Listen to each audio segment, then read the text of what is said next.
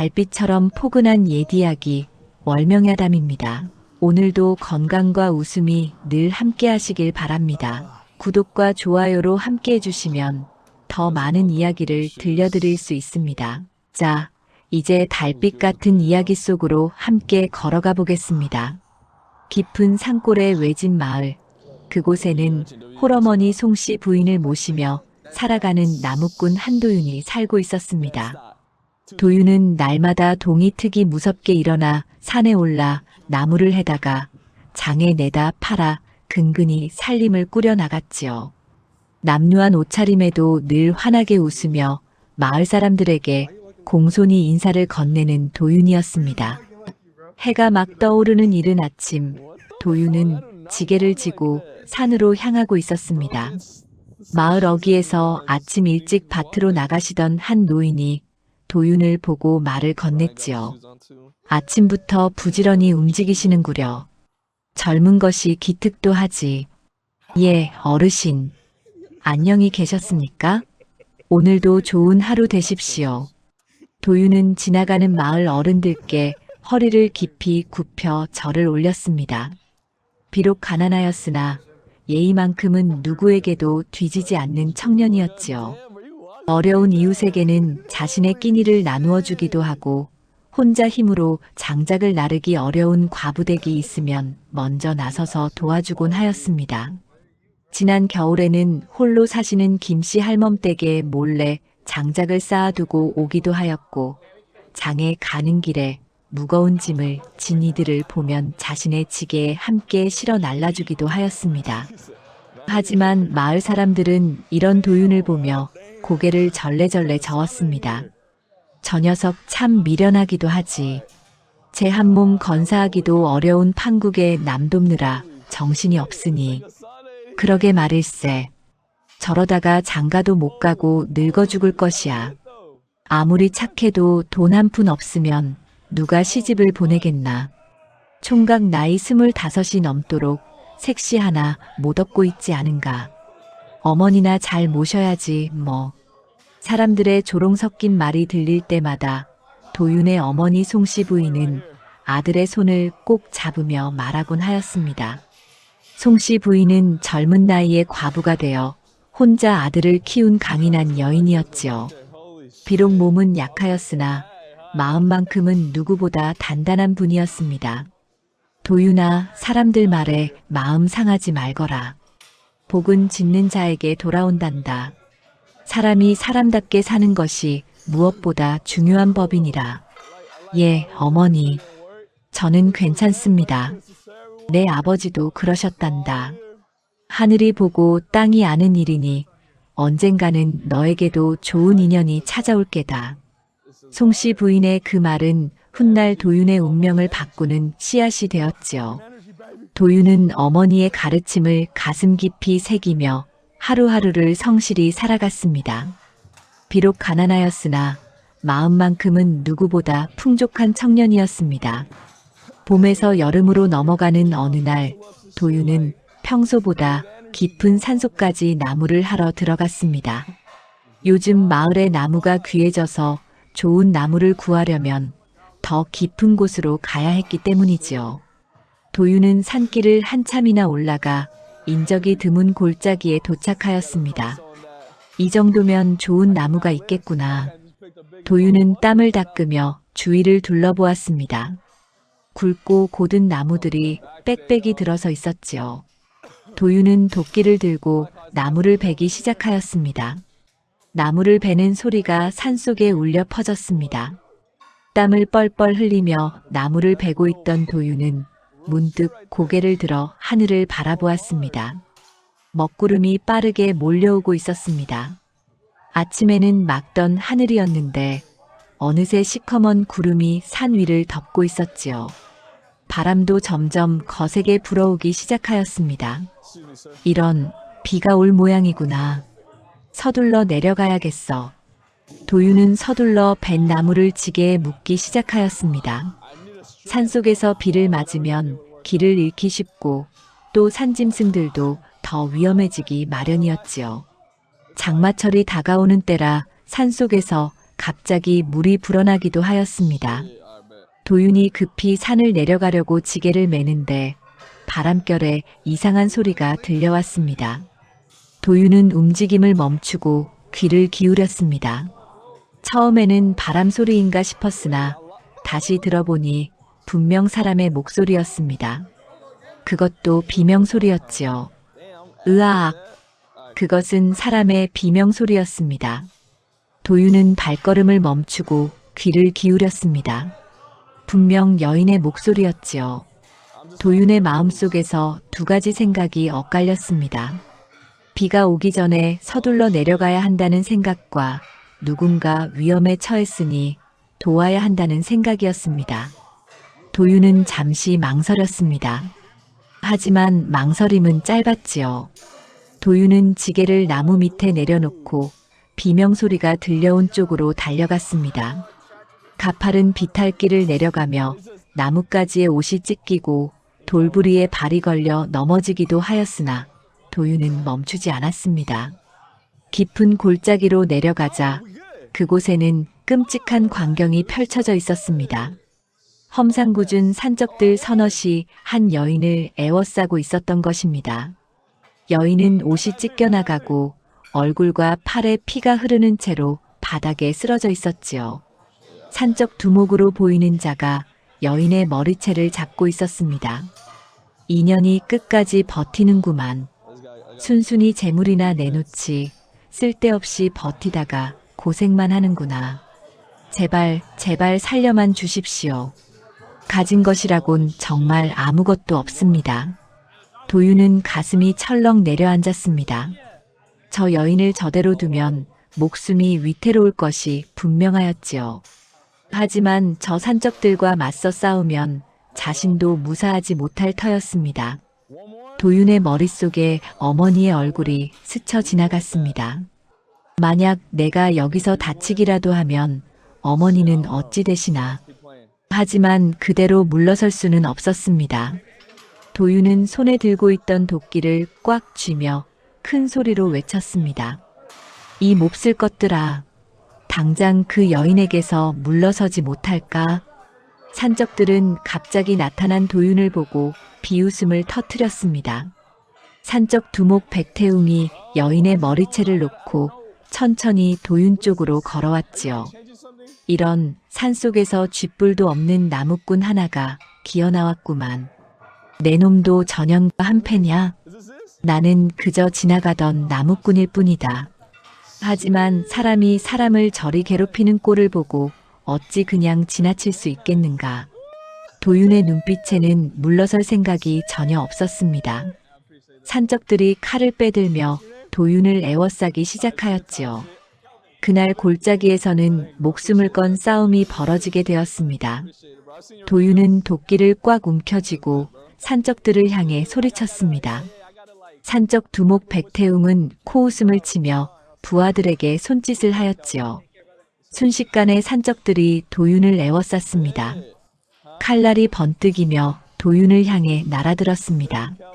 도윤은 도끼로 칼을 막아내며 필사적으로 맞섰습니다. 비록 나무꾼이었지만 매일 산을 오르내리고 무거운 나무를 지고 다니며 단련된 힘이 있었지요. 하지만 상대는 넷이나 되었고 그들은 살육에 익숙한 산적들이었습니다. 이놈이 제법 덤비는구만. 백태웅이 칼을 휘두르자 도윤의 팔에 피가 흘렀습니다. 도윤은 이를 악물고 버텼지요. 쓰러진 여인이 가까스로 고개를 들어 도윤을 바라보았습니다.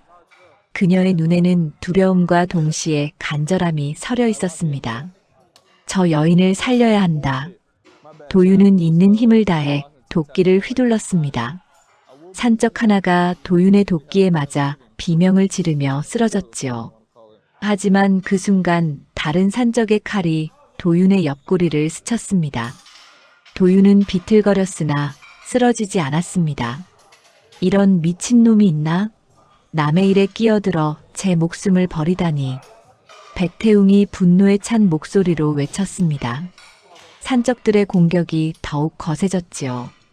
도윤의 온몸에서 피가 흘러내렸습니다. 하늘에서는 빗방울이 떨어지기 시작하였습니다. 먹구름 사이로 천둥 소리가 울려 퍼졌지요. 바로 그때였습니다. 산 아래쪽에서 말발굽 소리와 함께 큰 목소리가 들려왔습니다. 거기 서라, 산적놈들. 여러 명의 사내들이 몽둥이와 창을 들고 달려오고 있었습니다. 마을에서 장사를 하고 돌아가던 최만호 상인과 그의 장정들이었지요. 그들은 산에서 들려오는 소리를 듣고 급히 달려온 것이었습니다. 백태웅은 상황이 불리해진 것을 깨닫고 이를 갈았습니다. 이놈들, 오늘은 이만 물러가지만 두고 보자. 백태웅은 도윤의 얼굴을 똑똑히 쳐다보며 으름장을 놓았습니다. 산적들은 쓰러진 동료를 부축하며 황급히 산속으로 도망쳤지요. 도윤은 힘이 풀려 그 자리에 무릎을 꿇었습니다. 온몸이 피투성이가 되어 있었습니다. 최만호가 급히 달려와 도윤을 부축하였습니다. 젊은 양반, 정신 차리시오. 이런 상처가 심하구려. 저 여인을 먼저. 도윤은 쓰러진 여인을 가리키며 간신히 말하였습니다. 최만호는 도윤의 그 모습에 감탄하였지요. 자신은 피투성이가 되어 죽어가면서도 남을 먼저 걱정하는 마음씨라니.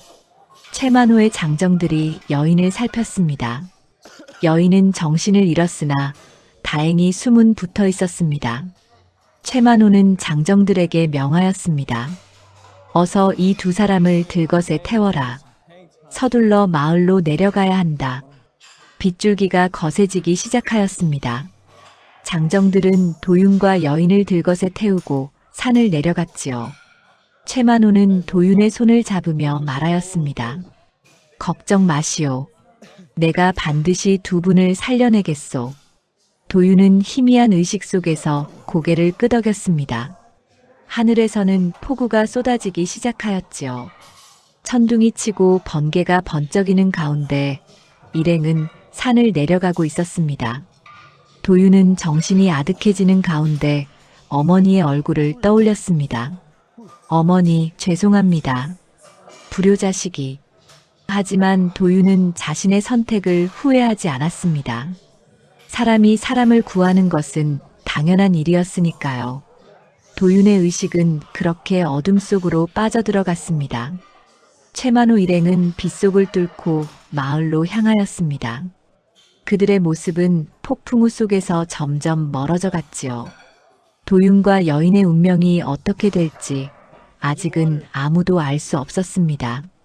다만 한 가지 분명한 것은 도윤의 선한 마음이 운명의 수레바퀴를 돌리기 시작하였다는 사실이었습니다. 도윤이 눈을 떴을 때는 사흘이 지난 뒤였습니다. 낯선 방의 천장이 눈에 들어왔지요. 고개를 돌리니 창문으로 햇살이 부드럽게 스며들고 있었습니다. 몸을 조금 움직이려 하자 온몸에서 쑤시는 아픔이 느껴졌습니다. 특히 옆구리와 팔의 상처가 욱신거렸지요. 움직이지 마시오. 상처가 아직 아물지 않았소.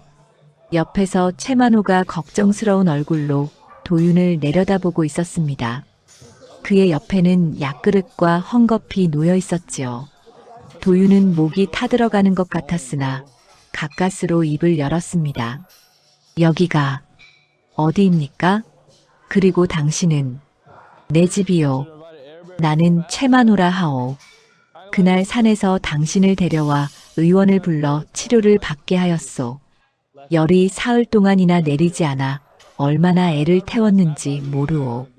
최만호는 물을 떠다 도윤의 입에 조심스럽게 대어주었습니다. 도윤은 물을 마시며 천천히 기억을 되살렸지요. 산적들과의 싸움, 피투성이가 되어 쓰러진 여인, 그리고 하늘에서 쏟아지던 폭우.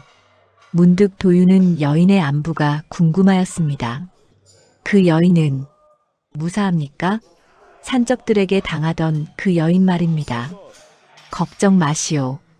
옆방에서 쉬고 있소. 당신 덕분에 목숨을 건졌소. 의원이 말하길 조금만 늦었어도 위험했을 거라 하더이다. 최만호는 감탄스러운 눈으로 도윤을 바라보았습니다. 자신이 죽을 고비를 넘기고 깨어나자마자 남의 안부부터 묻는 사람이라니.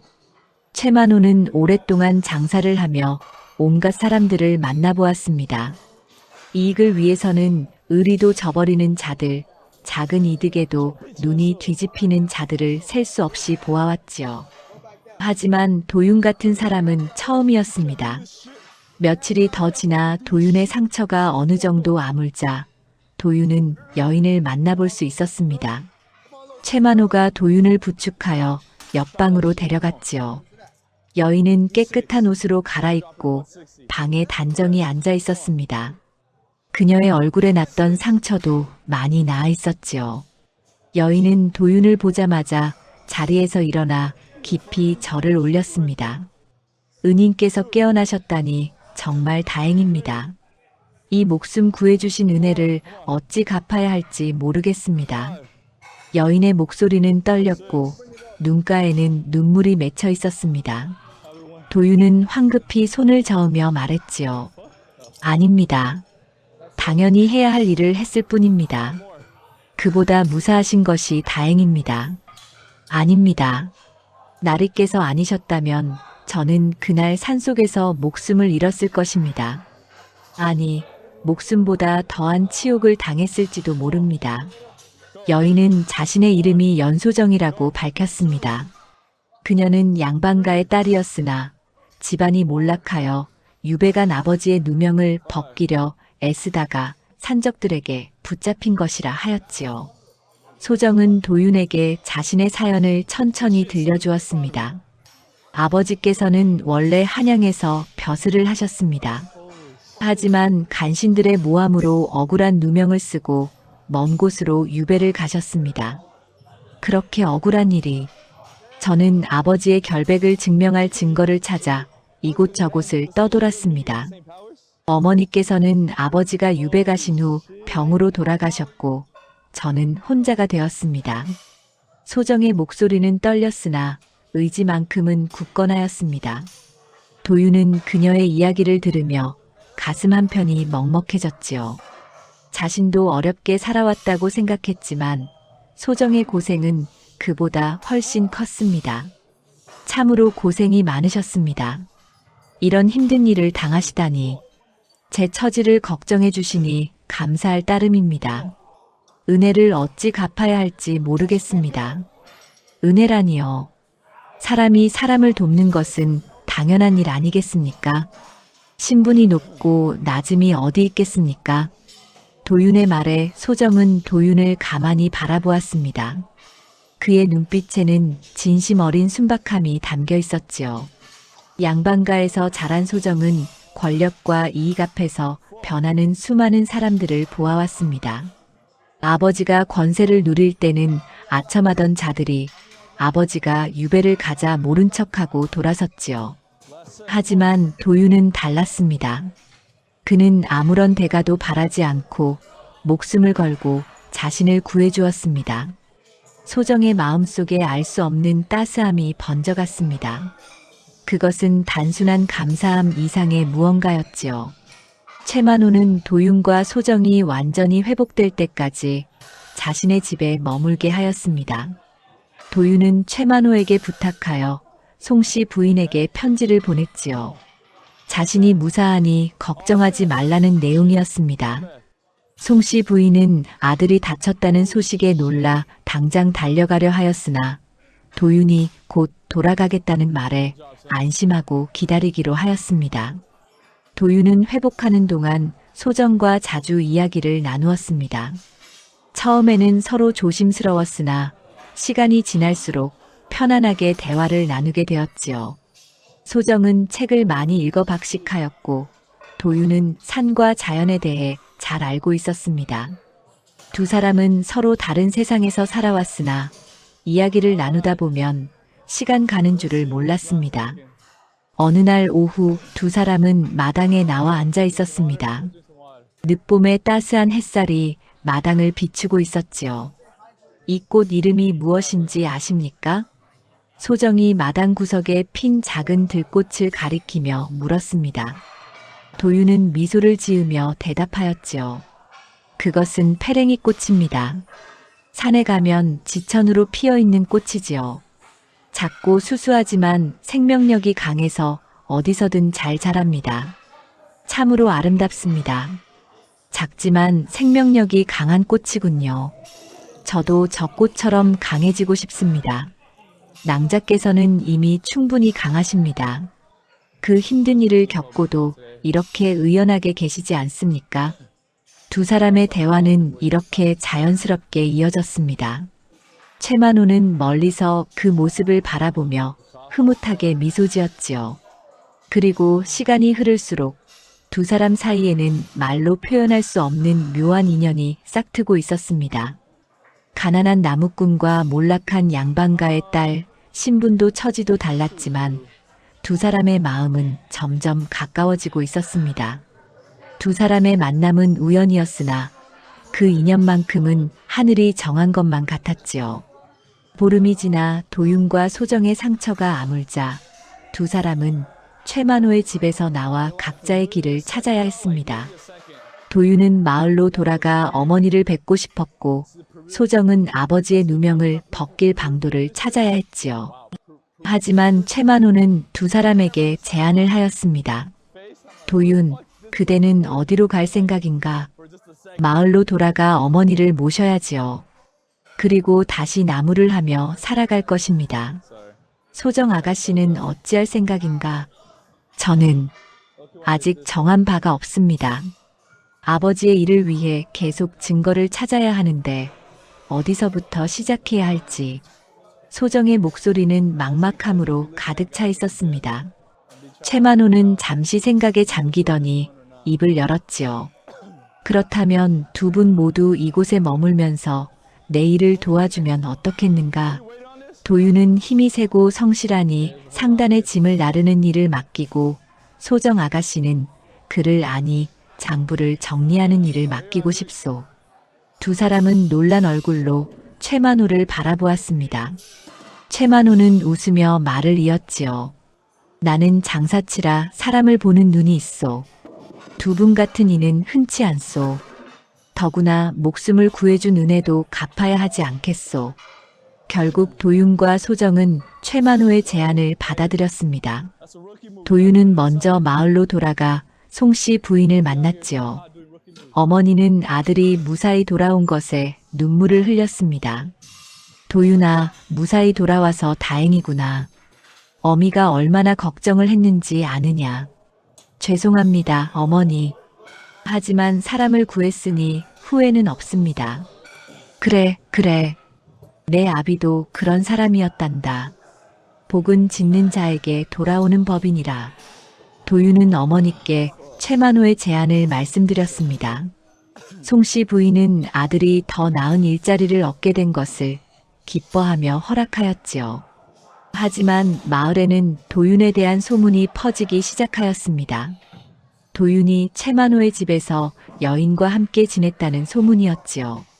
저 도윤이란 놈이 상단에서 여인과 함께 지낸다더니 그것도 양반댁 교수라던데 어찌된 일인지 모르겠구만.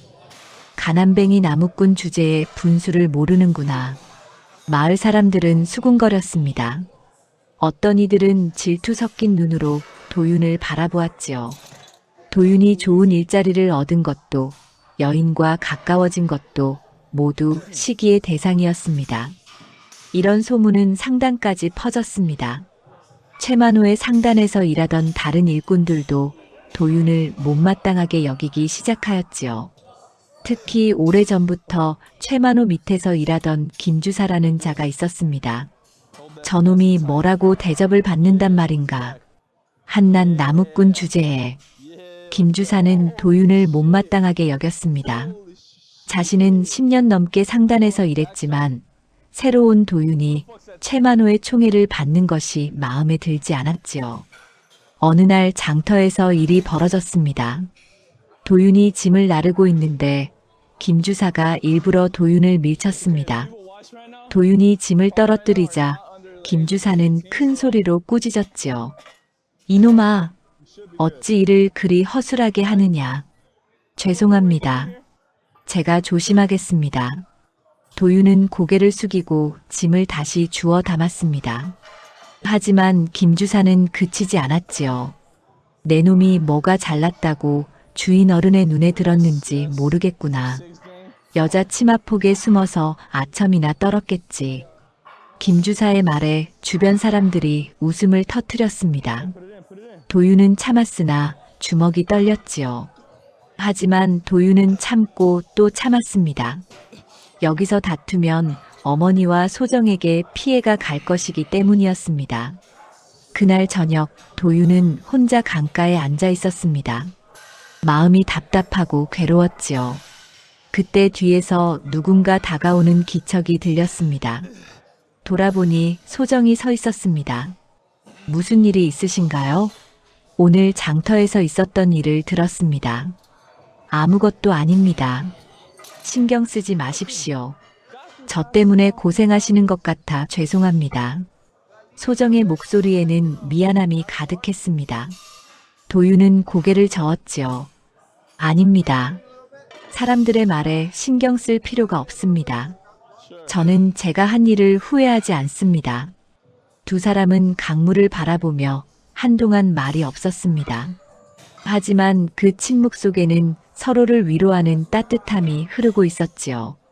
그리고 멀지 않은 곳에서 백태웅이 복수의 칼을 갈고 있다는 사실을 두 사람은 아직 알지 못하였습니다. 한 달이 흐르는 동안 도윤과 소정은 상단에서 성실히 일하였습니다. 도윤은 힘든 일도 마다하지 않았고 소정은 꼼꼼하게 장부를 정리하며 상단의 살림을 도왔지요. 최만호는 두 사람의 모습을 흐뭇하게 지켜보았습니다. 그러던 어느 날 장터에 수상한 자들이 나타났습니다. 백태웅의 부하들이었지요. 그들은 도윤의 행방을 수소문하며 마을과 장터를 돌아다니고 있었습니다. 한도윤이란 놈이 어디 있느냐? 그런 사람은 모르겠소. 여기 장터에는 사람이 많아서 누가 누군지. 마을 사람들은 산적들의 험한 기세에 겁을 먹고 제대로 대답하지 못했습니다. 하지만 이 소문은 금세 최만호의 귀에 들어갔지요. 도윤, 자네를 찾는 자들이 있다 하네. 산적들인 것 같은데 조심해야 할 것 같소. 예, 알겠습니다. 어르신. 도윤은 백태웅이 복수를 포기하지 않았음을 깨달았습니다. 마음이 무거워졌지요. 자신 때문에 최만호와 소정, 그리고 마을 사람들까지 위험에 빠질까 걱정이 되었습니다. 며칠 후 도윤은 혼자 장작을 나르던 중 골목에서 백태웅과 마주쳤습니다. 백태웅은 비웃음을 지으며 도윤을 가로막았지요. 드디어 찾았구나, 이놈아. 무슨 일이오? 나는 당신과 더 이상 상관없는 사람이요. 상관없다고? 내 놈이 우리 일을 망쳐놓고 상관없다니. 그날의 치욕을 잊을 줄 아느냐. 백태웅은 칼을 뽑으려 하였습니다. 하지만 그 순간 주변에 사람들이 모여들기 시작하였지요. 백태웅은 이를 갈며 물러섰습니다. 좋다. 오늘은 이만 물러가지. 하지만 두고 보자. 내 놈이 소중히 여기는 것들을 하나씩 빼앗아 주겠다. 백태웅의 말에는 섬뜩한 위협이 담겨 있었습니다. 도윤은 그의 눈빛을 보며 불안함을 느꼈지요. 그날 밤 도윤은 마을 집으로 돌아가 어머니를 배웠습니다. 송씨 부인은 아들의 얼굴빛이 좋지 않음을 알아차렸습니다. 도윤아, 무슨 일이 있느냐? 안색이 좋지 않구나. 아닙니다, 어머니. 그저 일이 좀 힘들었을 뿐입니다. 이 어미를 속일 수는 없느니라. 무슨 걱정거리가 있으면 말해보거라. 도윤은 어머니께 백태웅의 일을 말씀드렸습니다. 송씨 부인은 잠시 생각에 잠기더니 아들의 손을 꼭 잡았지요. 도윤아, 내가 한 일은 옳은 일이었다. 사람을 구한 것을 후회하면 못 쓴다. 하늘이 다 보고 계시니 착하게 산 자에게는 반드시 복이 돌아온단다. 하지만 어머니, 제 때문에 주변 사람들이 위험에 처할까 걱정입니다. 그렇다면 더욱 조심하고 혼자 다니지 말거라. 최나리께도 말씀드리고 도움을 청하는 것이 좋겠구나. 도윤은 어머니의 말씀에 고개를 끄덕였습니다. 송씨 부인은 아들의 머리를 쓰다듬으며 말했지요. 인연이란 참으로 묘한 것이니라. 내가 여인을 구한 것도 최나리를 만난 것도 모두 하늘이 정한 인연일게다. 그 인연을 소중히 여기거라. 다음 날 도윤은 최만호에게 백태웅과의 일을 자세히 말씀드렸습니다. 최만호는 심각한 표정으로 고개를 끄덕였지요. 그렇다면 내가 관가에 알려야겠소. 산적들이 백주의 장터를 활보한다는 것은 용납할 수 없는 일이오. 감사합니다. 고맙기는. 자네는 내 은인이자 소중한 일꾼이 아니오. 당연히 지켜야지. 최만호는 곧바로 관아에 고하여 포졸들이 장터를 순찰하도록 하였습니다. 백태웅과 그의 부하들은 관가의 감시가 심해지자 함부로 나타나지 못하게 되었지요. 하지만 도윤은 알고 있었습니다. 백태웅이 포기하지 않았다는 것을, 언젠가 다시 나타날 것이라는 사실을. 백태웅의 위협 이후 최만호는 도윤에게 특별한 제안을 하였습니다. 어느 날 저녁 최만호는 도윤을 자신의 사랑방으로 불렀지요. 도윤, 앉게. 자네와 할 이야기가 있네. 무슨 말씀이신지요? 최만호는 차를 따르며 천천히 입을 열었습니다. 자네가 우리 상단에 온 지 이제 2달이 되었네. 그동안 자네 일하는 모습을 지켜보았는데 참으로 성실하고 믿음직스럽더군. 과찬의 말씀이십니다. 아니네. 나는 사람을 보는 눈이 있다네. 자네는 단순히 힘만 쓰는 일꾼이 아니야. 마음씨도 곱고 의리도 있지. 최만호는 잠시 말을 멈추고 도윤을 바라보았습니다. 그의 눈빛에는 진지함이 담겨 있었지요. 그래서 말인데 자네를 내 상단의 정식 관리인으로 삼고 싶네. 장부를 익히고 상단 일을 배워 나중에는 내 오른팔이 되어주게. 도윤은 깜짝 놀랐습니다. 한낱 나무꾼이었던 자신을 관리인으로 삼겠다니 믿기지 않는 일이었지요. 저는 글도 제대로 모르는 몸입니다.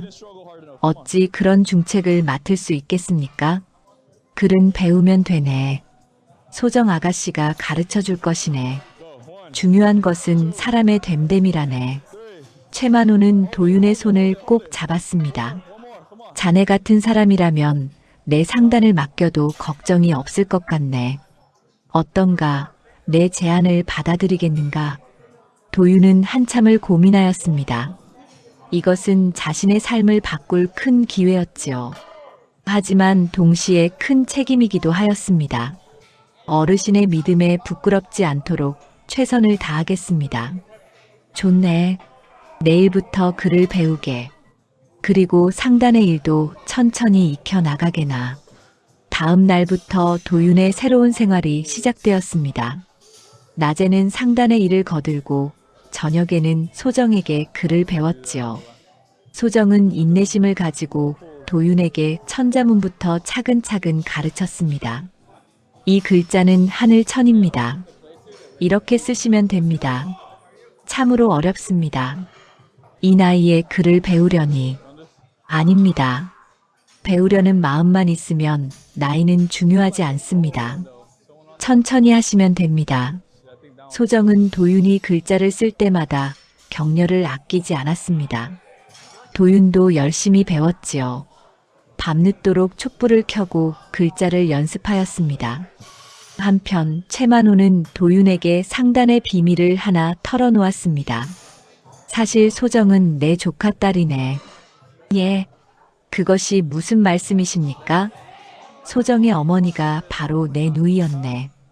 매형께서 억울한 누명을 쓰고 유배를 가시고 누이는 병으로 세상을 떠났지. 소정이가 혼자 떠돌다가 산적들에게 붙잡힌 것을 자네가 구해준 게야. 도윤은 그제야 모든 것이 이해가 되었습니다. 최만호가 왜 그토록 자신들을 돌봐주었는지, 소정이 왜 이곳에 머물고 있는지 알 수 있었지요. 그래서 자네가 더욱 고맙네. 내 조카 딸의 목숨을 구해주었으니 말일세. 저는 당연한 일을 했을 뿐입니다. 그 당연한 일을 하는 사람이 세상에 얼마나 되겠는가. 자네는 참으로 귀한 사람일세. 이 사실을 알게 된 후 도윤은 소정을 대하는 마음이 조금 달라졌습니다. 그녀가 최만호의 조카딸이라니 자신과는 신분이 다른 사람이었지요. 하지만 소정은 여전히 도윤을 대하는 태도가 변함없었습니다. 오늘은 이 글자들을 익혀보시지요. 제가 아직 부족한데 이렇게 열심히 가르쳐 주시니 감사할 따름입니다. 은인께서 배우고자 하시는데 제가 당연히 도와드려야지요. 두 사람은 그렇게 매일 저녁 함께 공부하였습니다. 시간이 흐르면서 도윤은 글을 읽고 쓸 줄 알게 되었고 간단한 장부도 정리할 수 있게 되었지요. 최만호는 도윤의 발전에 크게 만족하였습니다. 자네가 이렇게 빨리 배울 줄은 몰랐네. 이대로라면 내년쯤이면 상단의 중요한 일도 맡길 수 있겠어. 도윤은 최만호와 소정의 도움으로 새로운 삶을 살아가고 있었습니다. 가난한 나무꾼에서 상단의 관리인이 되어가는 과정은 꿈만 같았지요. 하지만 도윤은 이 모든 것이 어머니가 말씀하신 인연의 결과라고 생각하였습니다. 계절이 바뀌고 1년이 흘렀습니다. 도윤은 이제 상단의 중요한 일을 맡아 처리할 수 있는 관리인이 되어 있었지요. 글도 제법 읽고 쓸 수 있게 되었고 장부 정리도 능숙해졌습니다. 최만호의 상단은 도윤의 성실함 덕분에 더욱 번창하였습니다. 도윤은 거래처와의 약속을 철저히 지켰고 물건의 품질도 꼼꼼히 확인하였지요. 상인들 사이에서 최만호 상단의 신뢰는 날로 높아져 갔습니다. 하지만 이를 시기하는 자가 있었습니다. 바로 김주사였지요. 그는 도윤이 자신보다 더 높은 자리에 오른 것을 참을 수 없었습니다. 어느 날 밤 김주사는 은밀히 백태웅을 찾아갔습니다. 백태웅은 관가의 감시를 피해 산 깊은 곳에 숨어 지내고 있었지요. 내가 한도윤의 약점을 알려주겠소. 그 대신 내게도 이득이 있어야 하오. 무슨 속셈이냐? 상단의 물건이 보관된 곳을 알려주겠소. 그곳을 털면 큰 돈을 손에 넣을 수 있소. 단 장부에는 한도윤이 관리를 소홀히 한 것으로 기록할 터이니 그놈은 쫓겨나게 될 것이오. 백태웅의 눈이 번뜩였습니다. 복수도 하고 돈도 얻을 수 있는 기회였지요. 며칠 후 김주사의 계획대로 상단의 창고가 털렸습니다. 귀한 비단과 인삼이 모두 사라졌지요. 최만호는 크게 놀라 도윤을 불렀습니다. 창고가 털렸다네. 어찌된 일인가? 저는 어제도 창고를 확인하였습니다. 자물쇠도 확실히 채웠고요. 그런데 어찌 이런 일이? 그때 김주사가 나섰습니다. 주인어른, 장부를 보니 한도윤이 창고 관리를 제대로 하지 않은 흔적이 있습니다. 김주사는 자신이 조작한 장부를 내밀었습니다. 하지만 최만호는 장부를 보더니 고개를 저었지요. 이상하구나. 이 글씨체가 도윤의 글씨와 다른 것 같은데. 최만호는 오랫동안 장사를 하며 사람을 보는 눈이 있었습니다. 그는 김주사의 눈빛에서 거짓을 읽어냈지요. 김주사, 자네가 무슨 짓을 한 것이 아닌가. 김주사의 얼굴이 굳어졌습니다. 바로 그때 관아의 포졸들이 상단으로 들이닥쳤습니다. 산적 백태웅을 잡았습니다. 포졸들은 백태웅과 그의 부하들을 끌고 왔습니다. 그들은 훔친 물건을 팔려다가 장터에서 붙잡힌 것이었지요. 백태웅은 포승줄에 묶인 채 김주사를 보고 소리쳤습니다. 이놈이 다 일러준 것이오. 창고 위치도 자물쇠 여는 법도 모두 이자가 알려줬소. 김주사는 얼굴이 새하얗게 질렸습니다. 최만호는 분노에 찬 눈으로 김주사를 바라보았지요. 김주사, 내가 10년 넘게 일했는데 어찌 이런 짓을 할 수 있단 말이냐. 저는 김주사는 말을 잇지 못했습니다. 포졸들은 김주사까지 함께 묶어 관아로 끌고 갔지요. 도윤은 멍하니 그 광경을 지켜보았습니다. 자신을 모함하려던 자들이 스스로 무너진 것이었지요. 최만호는 도윤의 어깨를 두드렸습니다. 도윤, 미안하네. 내가 자네를 의심한 것은 아니지만 이런 일로 마음 상하지 않았나? 아닙니다, 어르신. 진실은 언젠가 드러나는 법입니다. 며칠 후 관아에서는 백태웅과 김주사를 신문하였습니다. 두 사람은 모든 죄를 자백하였지요. 백태웅은 여러 건의 노략질과 사람을 해친 죄로, 김주사는 도적과 결탁한 죄로 엄한 벌을 받게 되었습니다. 도윤은 관아에서 돌아오는 길에 소정을 만났습니다. 그녀는 도윤의 손을 잡으며 말했지요. 정말 다행입니다. 진실이 밝혀져서요. 사람의 욕심이란 무섭습니다. 김주사는 작은 시기심 때문에 모든 것을 잃고 말았습니다. 그렇습니다. 하지만 나리께서는 올곧게 사셨기에 이렇게 보호받으신 것입니다. 두 사람은 석양을 바라보며 걸었습니다. 탐욕과 시기는 결국 스스로를 파멸시켰고 성실과 정직은 빛을 발하였지요. 도윤은 어머니의 말씀을 다시 한번 떠올렸습니다. 복은 짓는 자에게 돌아온단다. 하늘은 정말로 모든 것을 보고 계셨던 것입니다. 도윤은 앞으로도 올바른 길을 걸어가리라 다짐하였습니다. 백태웅과 김주사가 벌을 받은 후 상단에는 평화가 찾아왔습니다. 도윤은 최만호의 신뢰를 받으며 상단의 중요한 일들을 맡아보았지요. 그의 성실함과 정직함은 거래처 상인들에게도 널리 알려졌습니다. 세월이 흘러 도윤과 소정이 만난 지도 어느덧 3년이 되었습니다. 두 사람은 그동안 함께 일하며 서로를 깊이 이해하게 되었지요.